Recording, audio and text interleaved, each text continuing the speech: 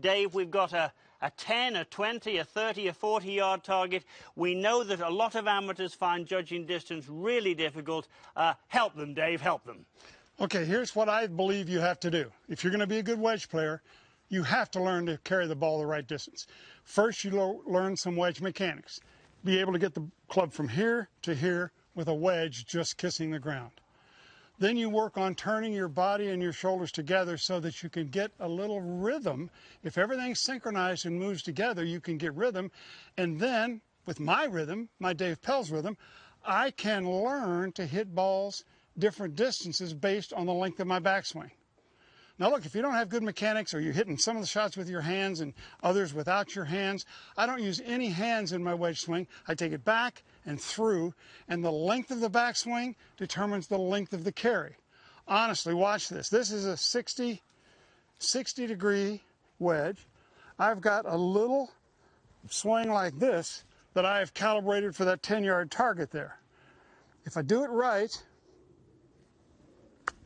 with my rhythm, I should hit the little silver disc.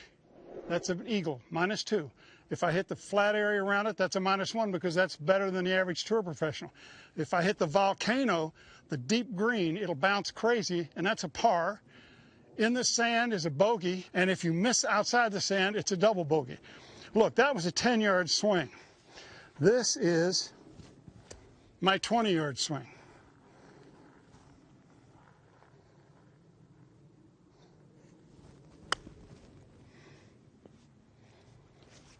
That was a birdie.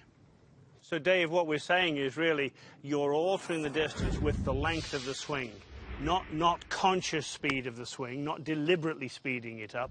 Right. In fact, the most important point, Martin, is I'm not hitting these wedge shots. How hard should I hit this? Oh, when you're scared, your muscles are so much stronger. If it feels the same, it's going way farther. That's why people play so poorly under pressure. Under pressure, what I'm trying to do is make the same rhythm. What I do is I make my practice swing. And of course, I'm not scared in my practice swing, no matter how much money I'm playing. Sometimes I play for my house.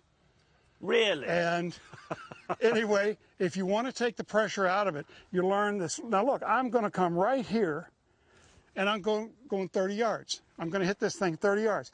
Now, if I gunch it or do something weird, it won't go 30, but get down. Oh, just over. I think it's fair to say, though, Dave, that the viewers should know at home, even someone who's hit thousands of wedge shots such as you have, even when Phil Mickelson is here, the calibration station, if we might call it that, that is an everyday for the rest of your life deal, isn't it? Martin, I come out of the house. If I'm going to putt, I go putt. If I come out of the house and I'm going to hit wedges, I do a simple game of 12 here. I go 10, 20, 30, 40, 40, 30, 20, 10, one ball to each one, so that I have to take a practice swing. See, that was pretty good for 40. I know, I've learned the feeling. That's not bad for 40. I do 12 balls, I get a score, and I've got a record.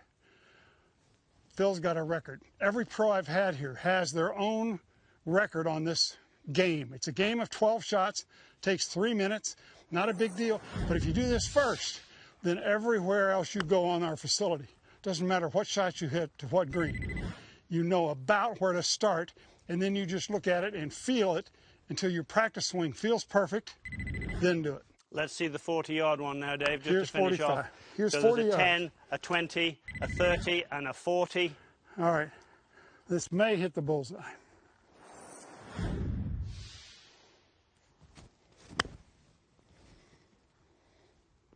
I think what's interesting there, Dave, is that someone who's studied it their whole life like you, Phil Mickelson, and the many great players you've played with, nobody owns this without making payments every week on it, do they?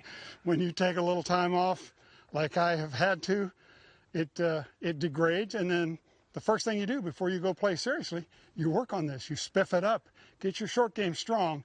You can play a lot of golf if you've got a good short game. So as I've heard Dave Pelz say many times, practice makes permanent. Permanent. Not perfect, permanent. Perfect practice makes it perfect. Thank you, Dave.